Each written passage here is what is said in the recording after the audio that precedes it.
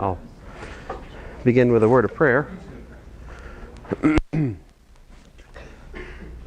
So, Heavenly Father, we thank you for this day. We thank you for the cold weather this morning. Help us to glorify you what we do and just understand a little bit more about differential equations today, Lord. And in my prayer, Lord Jesus, amen. So, I wanted to talk just a minute or two about cosh and sinh and the way things work. So let's talk about cosine, cosh, sine, and sinh. And I want to talk about some striking similarities between how these functions behave with respect to the solution set for differential equations. And I want to talk to you about some reasons that you'd prefer to use cosh and sinh when you get a chance on certain problems. So to start with, I'll remind you, if we have something of the form d minus alpha squared plus beta squared, and that acts on y, then we've discussed that the solution set to this is c1 e to the alpha x. Let me use t here for a bit. Alpha t cos beta t, and then plus c2 e to the alpha t sine beta t, right? So in other words, in this case, what I'm talking about is the context is that if we were looking at the characteristic equation, right? The characteristic equation here is this thing, lambda, it works out to lambda minus alpha squared plus beta squared. And if you set that equal to 0, that gives you lambda is alpha plus or minus I beta, right? It's an element of the complex numbers here. I'm supposing that alpha and beta are real numbers in this discussion, all right? So that's the deal. If we have a linear operator which corresponds to a prime quadratic, one that cannot be factored over the reals, then we get exponentials times sines and cosines, right? Well, let's see what happens if, on the other hand, I have something that looks like same pattern, right? Same pattern, guys, but instead of plus here, minus. How does that change things? Well, what I'm going to tell you is this actually implies that y is equal to c1 e to the alpha t cosh beta t plus c2 e to the alpha t sinh beta t. That's actually what goes on here. Let me show you how that works. So here we'd have lambda minus alpha squared minus beta squared equals to 0 as like the characteristic equation when we worked it out, which would give me solutions of what? Lambda equals to, as you work it out, you get, I'll work it out. So this gives us lambda minus alpha squared equals to beta squared, which then gives me lambda minus alpha is equal to plus or minus beta, right? So therefore lambda is alpha plus or minus beta. All right, so then if you use the technology that we were previously working with and just use exponentials, what's the solution look like? Well, the general solution would look like this, right? Y equals, let's say, b1 e to the alpha plus beta times time, all right, plus b2 e to the alpha minus beta times time. And at first glance, those look at like really different solutions, right? But so one of my goals at the moment is to just share some trivia, useful trivia about cosh and sinh and the exponential with you here. So one of the things that you ought to know about is this identity. I'll put it up here. If we have e to the theta, that's actually equal to cosh theta plus sinh theta. Because remember, cosh is 1/2 e to the theta plus e to the minus theta, and sinh is what?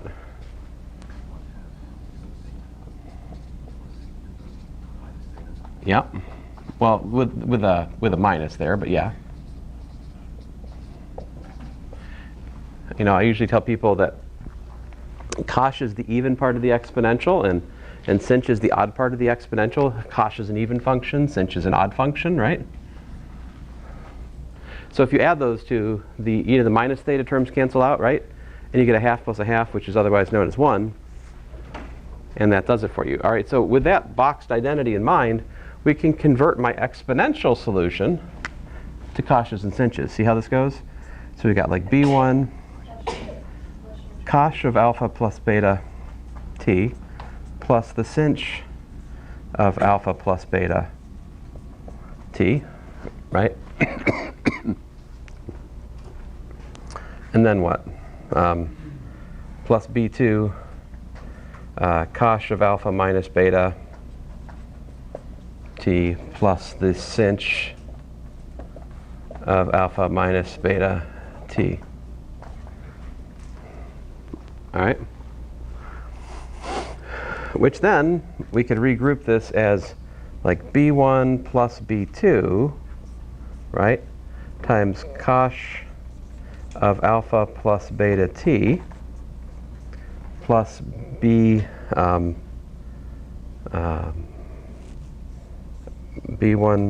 it can't just be the same one.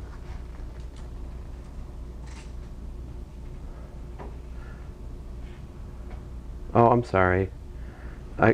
Oh, no, that's fine. See, the thing is, well, hold on a second here. Oh, that's not right. My bad, my bad. What should I do here? This is not, it's not the same thing, right? It's this plus what? Alpha minus beta, right? I can actually do the algebra here, so I can factor that. Oh, man, I can't do that either. Just a second here, guys. My plans have been thwarted by logic. Well,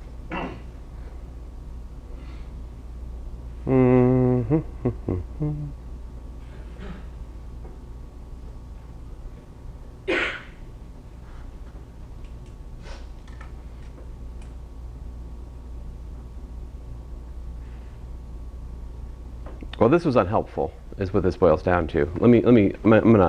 I thought this would be a helpful step, but after doing it, I realized it wasn't, so let me not.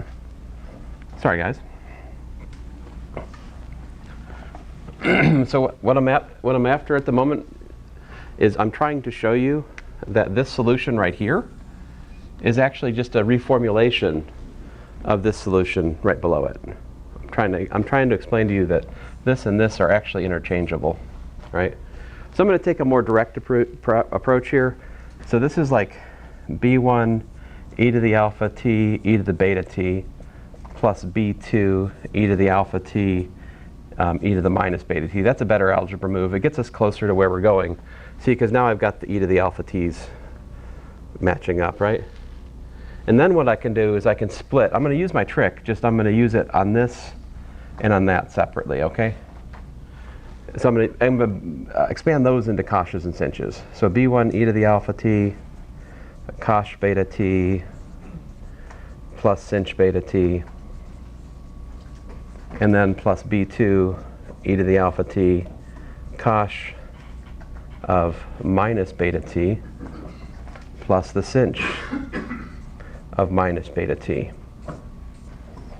All right. Now I can group things. See, what I've got here is I've got b1 plus b2 e to the alpha t cosh beta t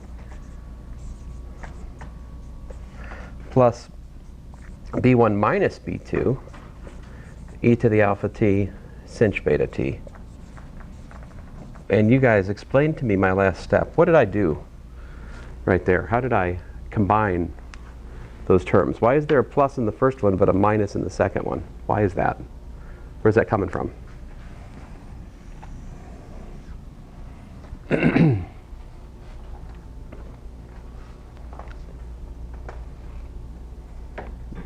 Nobody knows? Is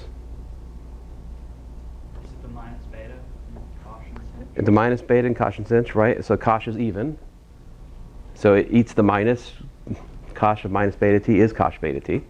Sinh is odd on the other hand, so when I pull the minus out of sinh, it actually pulls out and gives you that minus beta 2. So this minus right here becomes that minus right there.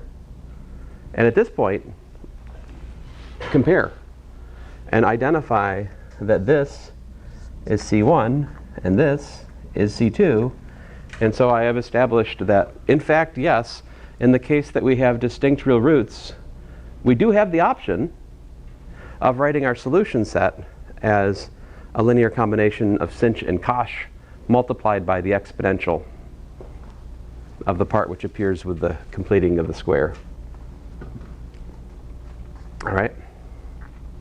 So there you go. That's yet another way we can look at the solution set in terms of exponentials times coshes and sinches. Now, most interesting case, right? And this is the, I don't usually use what I'm just telling you. The most interesting case is alpha equals to 0, all right? In which case we have d minus d squared minus beta squared acting on y equals to 0 implies y is equal to like c1 cosh beta t plus c2 sinh beta t. Like that, to be honest, guys, is the place I most often use cosh and sinh for ordinary differential equations. All right? So this is like actually very helpful. Let me show you where it's helpful. All right? So example 1, suppose you were going to solve like y prime prime plus 25 y prime, excuse me, no prime here, plus 25, I'll get it eventually here, minus 25y equals to 0 with, let's say, y of 0 is equal to 7 and y prime of 0 equals to 3. All right, so hey, this is the initial value problem. We have not solved these yet, right? In this part of the story arc of the course, I have yet to impose data on us, have we? We've just been solving differential equations for like a week. So we do need to deal with initial data sometimes, and here's a problem. So, all right, so the general solution is what? Y equals to, oh no, C1, so we have lambda squared minus 25 equals to 0, which tells me that lambda is equal to plus or minus 5, right? So my point is that we're in the case that I'm talking about right above it. Beta is equal to 5, right? So my general solution is C1 cosh of 5t plus C2 sinh of 5t. Right? So then what's y prime? We get 5 C1 sinh 5t plus 5 C2 cosh 5t, right? The derivative of cosh is sinh, the derivative of sinh is cosh, but we still have the chain rule, right? All right, so then what? Apply your initial data. Y of 0 is what? So you got C1 cosh of 0 plus C2 sinh of 0. And y prime of 0 is going to be 5C1 sinh of 0 plus 5C2 cosh of 0. But things you should know without picking up a calculator, you should know cosh of 0 is 1. You should know sinh of 0 is 0, right? It's immediately obvious from their definitions because e to the 0 is 1. So you get 1/2 of 1 plus 1 is 1 for cosh, and you get 1/2 of 1 minus 1, which is 0 for sinh, right? So 1, 0, 0, 1. And so and this of course is given to be what? Y of 0 is given to be 7. And y prime of 0 is given to be 3. So therefore y is, so apparently C1 is 7. So we get 7 cosh of 5t plus 3/5 sinh of 5t.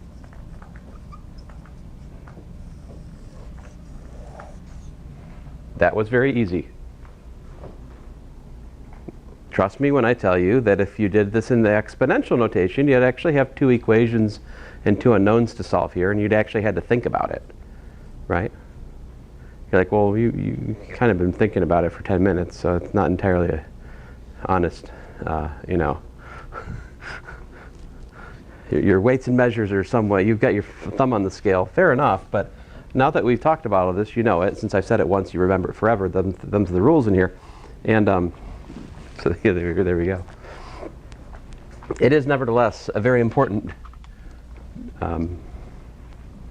story to know about. Cosh and sinh are your friends. Keep them in mind for your future differential equation needs. All right, so now that's done, let us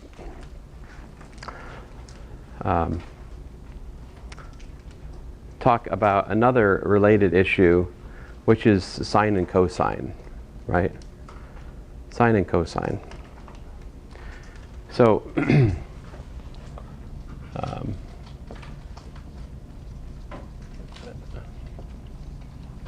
if we have y equals c1 cosine beta t plus c2 sine beta t, what is another way you can express this solution that's oftentimes physically interesting is you can write this as an amplitude, A, times, you pick it, I'll pick a sine, sine of beta t plus a phase. So this is amplitude, phase, right? And that's easy to graph, right? Like what I wrote in red, you can graph that thing, you know? Like if this is t and this is y, you start out at time 0, you're at where? You're at like a sine phi, that's your starting point, right? And depending on what that looks like, I'm just going to suppose it looks like we're on the upswing, all right? So then you got something like this, right? Where this distance right here is a, right? And what's the period of the sine? To find the period, we would need that beta times the period is equal to 2 pi. That would define how long it takes for the sine to cycle back where it started, right? So in this context, the period would actually be equal to, 2 pi over beta. All right. So that's how far this is. So well, anyway, let me stop. So can you see why that would be a better solution for some reasons? Like if you were actually trying to graph your solutions, surely a times sine of beta t plus phi is a better way to look at the solution, right? Did you know that if you take a sine and a cosine and you add them together, you can rewrite it as a single sine? Right? If you took Miss Dromby's, Professor Dromby's physics one, you probably know that. I think I hope she covered it. She covers waves in there, but the reason for that is just trigonometry. See, because if we take the solution, a sine beta t, I mean, how are these solutions related, right? A sine beta t plus phi, then this is a times sine beta t cosine phi plus a cos beta t sine phi. Or if I rewrite this just a bit, that's a cos phi. Let me write it this way. I'm going to write that one first. So a sine phi cos beta t plus a cos phi sine beta t. Right. So recognize once more that this is our C1 and this right here is our C2. as you compare these two solutions, right? They're the same solution, we've just chose a different presentation of the general solution. So on occasion, I will claim that an amplitude plus a sinusoid shifted by a phase is the general solution of this problem. I'm within my rights to do that. Very similar, I didn't want to clutter this, but likewise, if you have y is equal to like c1 e to the alpha t cos beta t plus c2 e to the alpha t sine beta t, you can also repackage this guy as an amplitude, which is, I say amplitude, but I got to put quotes around that because that's not quite honest. E to the alpha t times the sine of beta t plus a phase. See, I can also use the same trigonometry to repackage that solution as a, I say amplitude in quotes because what does that solution look like if you were to graph it?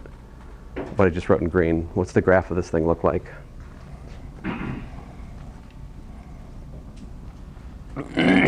So I say amplitude. You could think of this whole thing here as kind of an amplitude. You know, the whole, that a times the exponential is like serving as an amplitude, right? Now if alpha is greater than 0, that means the solution's blowing up to infinity as time goes on, right? It would get really big, but oftentimes we have alpha is less than 0. And if alpha is less than 0, that means that you could go like this. So here I'm graphing y is plus or minus e to the alpha t for alpha less than 0. And let me throw an a in there, where a is a constant. All right. In that case, that's the biggest that the output can be, right? And then you're multiplying it by sine, which ranges between plus and minus 1, right? So the graph of something like this would look like this, right? So that's the kind of solution, and of course it goes back in time too. You can't stop it. I mean, it keeps going. But this is the kind of solution you'd get, for example, with a spring with friction, like a damped spring. For example, if you were to model the motion of a car with a shock, right? That gives you hopefully motion kind of like this, although you'd like it to sort of stop the wiggling fairly quick, otherwise your shocks are bad, right? But all right, anyway. So there's that. So this is I'm detouring from the non-homogeneous problem for just a second, just to, because it occurs to me that we probably should have this discussion, before you run into some of these things in the homework. I mean, I wanted you to discover this on the quiz for the first time, and I think you did, but now I hope this makes everything a little bit more coherent. We will come back to the issue of springs and things. So this is just, I'm getting started on that. So let's get back to the non-homogeneous problem.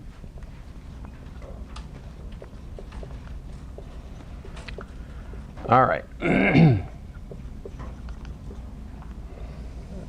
So this will be my example 2. Yeah. Let us solve y prime prime plus, I don't know, 9y equals to, let's say,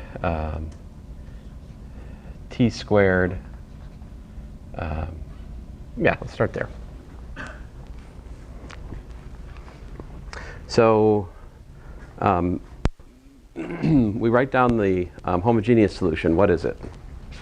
So we've got lambda squared plus 9 equals to 0, which tells me lambda is plus or minus 3i, which tells me that the homogeneous solution is c1 cos 3t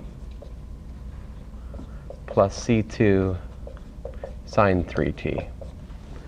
All right. So that's our opening move. The next thing I would say we should do is to look at the forcing function and see if there's any overlap.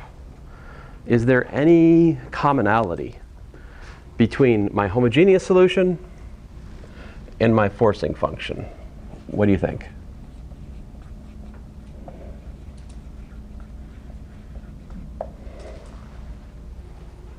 I'm going to call this F1.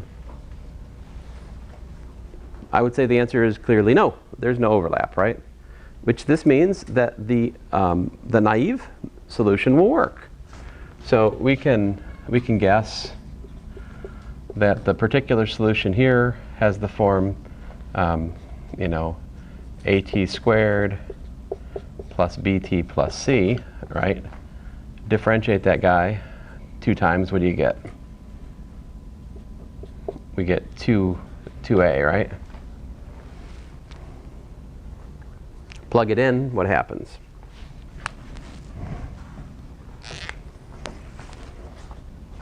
We get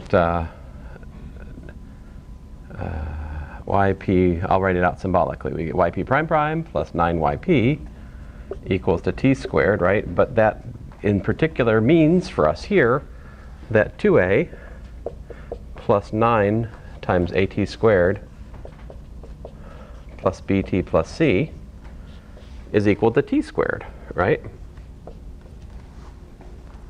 So here we have 2 polynomials are equal. So what do you guys tell me? What are the solution there? Can you read off the coefficients? Ooh,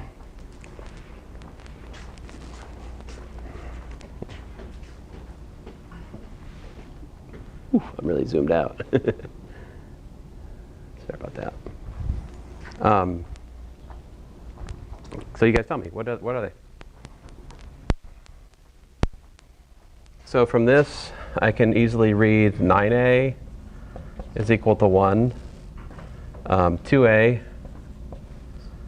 plus 9c is equal to 0. And what else do I got here? 9b is equal to 0. These equations are coming from the constant term, the t squared term, and the t term. All right, so I'm just equating coefficients of like powers. So therefore, a is 1/9. C is minus 2a over 9, which is apparently minus 2 over 81. Yowzers. And well, b is 0. That's easy. So lo and behold, we have y is equal to c1 cos 3t plus c2 sine 3t plus 1/9 t squared minus 2 over 81. And there is no t term. So there you go. That's the general solution right there.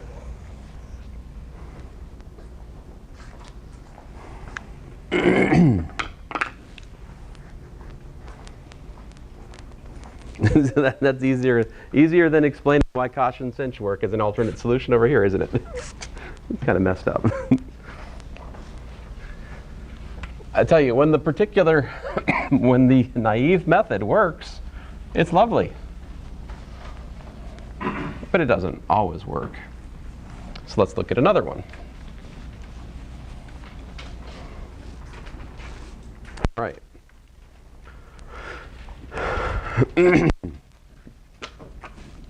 So suppose we've got y prime prime plus 9y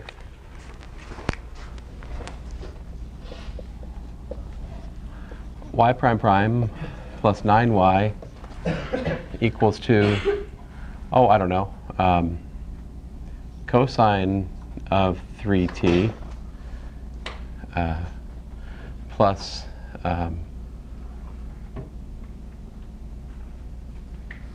well, yeah, let's just do cosine of 3t plus 2 sine of 3t. All right. Now, I don't need to write down the homogeneous solution this time because we just worked through it in the previous problem, right?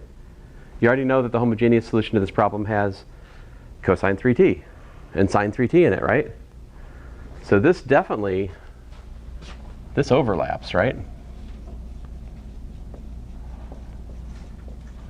with our homogeneous solution, which has the form C1 cos 3t plus C2 sine 3t. Does the cosine have to go with C1? Is that written in stone? I mean, it's not. That's just my habit. All right? I could just as well have written a times the sine of 3t plus a phase angle. It wouldn't be any different, logically. For the generality of the solution, at least. All right, so in this case, I write down what I'm looking at here is L is equal to d squared plus 9, right? That's my differential operator here. This is the same as L of y equals to, I'm going to call this thing F2 of t, if you guys don't mind. I'll just call it F2, right? We'd like to annihilate F2. What should I use? I want A of F2 equals to 0. So I can use A equals to what? I can use d squared plus 9 again, yeah? Because that is what kills these two, right? That's exactly the point. The forcing function, in fact, here are just literally homogeneous solutions. Every piece of it is. So in this case, the annihilator is L. A is equal to L. And so if I operate by A, I get, AL y equals to AF2, which by construction 0. And this is d squared plus 9 times itself, which is d squared plus 9 squared, acting on y equals to 0. But what is that? This is a fourth order differential equation, right? And we can write down the solution to it. Y is equal to C1 cos 3t plus C2 sine 3t. We know that. That's the homogeneous solution. But then plus C3t cos t plus C4t sine 3t, right? This is what happens when we have lambda equals to plus or minus 3i twice. I get all this. But you recognize what's going on here, right? This is the homogeneous solution. We don't need that in our particular solution. If I made that part of my particular solution, that would be dumb. Because when I plug that into the differential equation, it's just going to give me back 0. That cannot help to produce F2, right? The rest of it, on the other hand, is what we should do for yp here. So we should put yp is equal to, let's say, I'll put the t out front, t times a cos 3t plus b sine 3t. That is going to be our particular solution in this context. All right? Now, how do we make it work? What do we need to do? Once you figure out the form of the particular solution, then you're obligated to plug it in and show it works, right? So let's do that. Oh, wow, this is my apologies if your name is not on this roster. This is an early roster, but if you need to add your name there, do. But it's what I have. Sorry. Anyway, so yp prime is what? And this is important, guys. This is a place where you guys make a lot of mistakes in this material, is you're not careful with the differentiation. Right? I'm going to assume that you guys know differentiation, and you're just being careless. Right? Right. But not you guys. I'm talking about previous differential equations classes. You guys, of course, will not make the mistakes I'm talking about right now. You will not just ignore the need for a product rule because this is a product. That will not happen in this class, right? Very good, very good. Okay, so this is a product. So I do, derivative of t, which just gives me this term, a cos 3t plus b sine 3t, plus then t times the derivative of the other piece, which is minus 3a sine 3t plus 3b cosine 3t. I highly recommend that at this point we put things back together. Yp prime is, let's see here, so we got ourselves a plus 3bt, goodness, cosine 3t, and then plus b minus 3at sine 3t. It pays off to do that before you differentiate again, right? Because we do need to differentiate again because we're going to have to plug in yp prime prime into the differential equation, right? So I'm going to put that over here.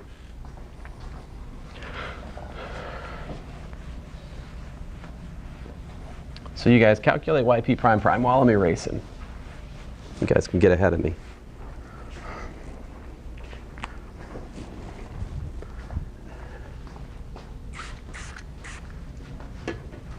By the way, I think a smart way to take notes in this class, in this kind of material, is to not just copy the steps I'm putting on the board, but to try to work through it yourself. You know, and if you don't get it, then maybe, you know, you just kind of write down the answer that you couldn't get to and say, I missed something here or whatever. At least that's what I do when I'm taking notes for a class like this, is I try to work out the steps that the professor's doing on my own and see if I can reach the same checkpoints he gets to in the calculation, right? That way I get practice, and I'm also not burdened with just trying to madly copy down the particular minutia of how he did the calculation, which may or may not be interesting. Now, some of you that doesn't work for, so you just copy down what I wrote, that's fine. Just a thought. So yp prime prime is equal to, like, I don't know, I was trying to take notes lately, so it's just not my mind. So when I differentiate that, I've got a product rule. So he gives me a 3b cosine 3t plus a plus 3bt, and then times the derivative of the cosine 3t, which is minus 3 sine 3t. All right, that's just the derivative of the first term. Then what? Then we got to do the product rule on the other piece. Oh, man.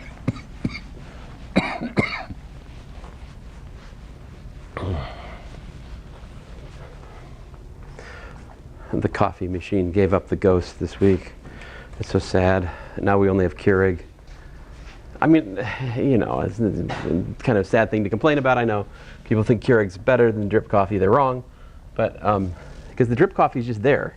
You just go and pour it in your cup, right? The Keurig, you have to have intention. You have to, like, you know, plan for it, which I don't. All right, so that's the derivative of the second piece. Derivative of the first term, minus 3a times the sine 3t. All right, and then what? The thing again, b minus 3at. Derivative of sine 3t is 3 cosine 3t. So many opportunities for mistakes here, aren't there? See, because you got to do the chain rule, you got to do the product rule, and you got to be careful. So one good way to be careful is to gather everything together and try to be neat. So what I'm going to do is I'm going to pull a cosine 3t out here, and then just collect all my cosine 3t terms together, which are what? I've got a 3b, and then nothing here, and then plus b, and watch out. See, if I'm not careful, I'll forget to multiply by this 3 here, right? So plus 3b minus 9at, right? So that's all my cosine terms. Then I got sine 3t, right? What do I got there? I got, let's see here, minus 3a minus 9bt. I think that's it for this. And then minus 3a. All right. We good? If I made a mistake, you guys would tell me about it, right? All right, good. So now, plug it in. Yp prime prime plus, what was it? Was it? Oh, that was not a thing. Equal to cosine 3t, and I can't read my own writing. 2, I really need to get glasses. Plus 2 sine 3t. It's getting worse. All right, so let's work it out.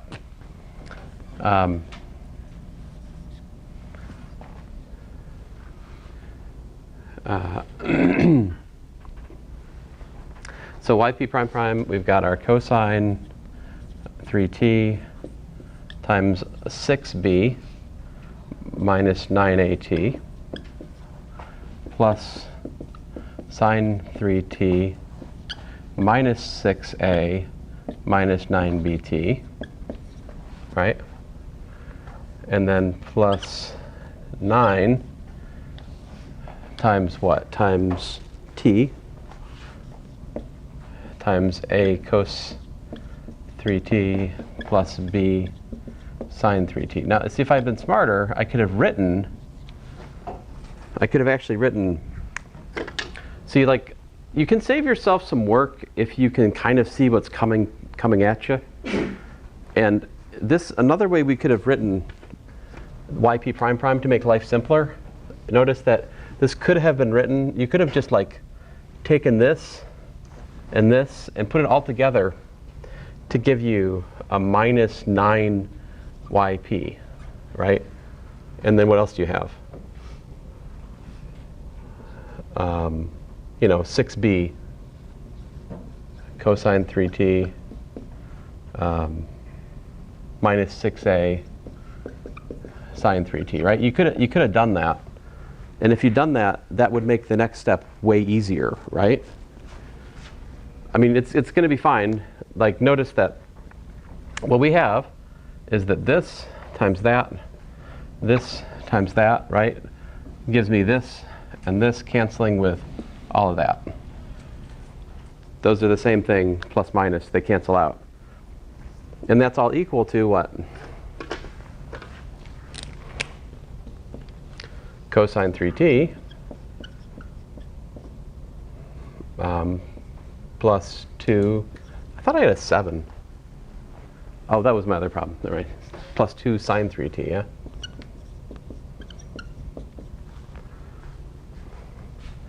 But notice that, like, if I had done what was in green, when I plugged it in, I would simply get to equate these two pieces here, right? I think. Anyway, let's do that down here. So what we've got is we've got 6b equal to, I'll do it over here, 6b equal to what?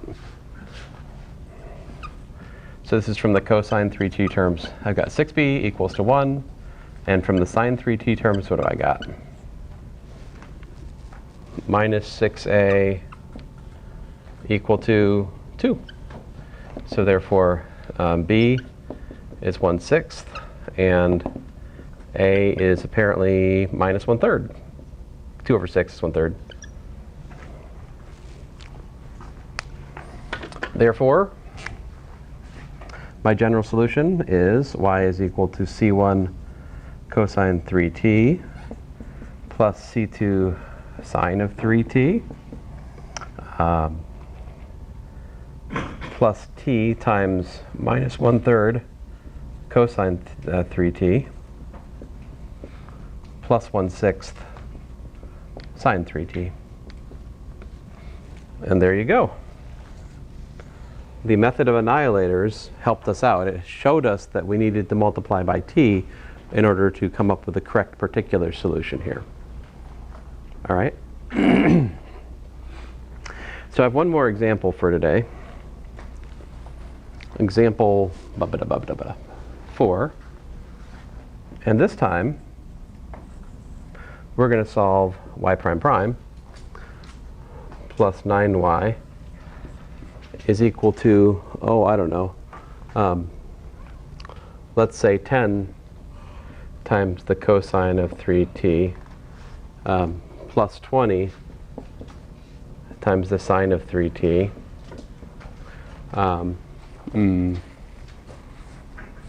plus, oh, I don't know, 81 t squared.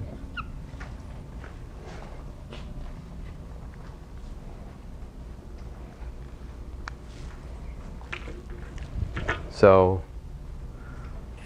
the reason this is a reasonable question to drop on you guys in the last 2 minutes of class is we only need 2 minutes to do this problem, because we've already done the work in the other problems. We just need to make use of a concept called superposition. See, what we're looking at here is L of y is equal to 10 times f2 plus 81 times f1. We already have shown that I need to give some labels to things, right?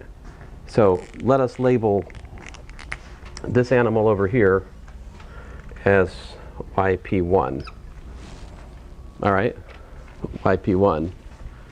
And let us label this animal over here as yp2. So what we've already shown is that L of yp1 is equal to f1. And L of yp2 is equal to f2. Right?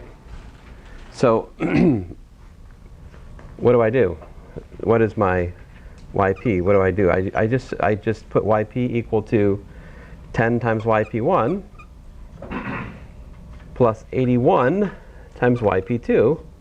And if I do that, then L of yp would be what? By linearity, 10 times L of yp1 plus 81 times L of yp2, which is exactly 10 f2. Oh, excuse me, I've messed it up, haven't I? p1, p2. I think I flipped my numbering. Sorry, guys. Let me keep my counting straight. 2, 1 here. The number 10 goes with the 2, 81 goes with the 1 in my setup here. So that, you know, that is what I want. That's 10 f2 plus 81 f1. So all I have to do to solve this problem is write down the answer.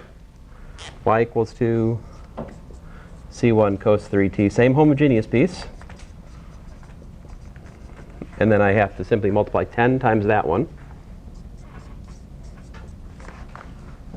minus cosine 3t over 3 plus the sine of 3t all divided by 6. That's that term. And then that guy over there I had to multiply by 81, so plus 81 times, you know, 1/9 t squared minus 2 over 81. And so there you go. And this problem is very simple if you know about the principle of superposition, which is that for a system that has the same homogeneous piece, the way it responds to different forces is linearly. So if the net force is a sum of individual forces, I simply can find the net response as a sum of the individual responses to each one of the forces. We'll talk about this more systematically, but this is an application of the method of superposition. I often put a problem like this on the test, where I have 2 problems, like problem 1, problem 2, and then problem 3. I don't leave a lot of space for, but I'm like, solve it. And the intention here on that problem is to test on whether or not you understand this idea. Because you don't need to resolve everything here, right? You can use what you've already done to solve using the linearity. Anyway, I'll shut up. Have a good break, guys.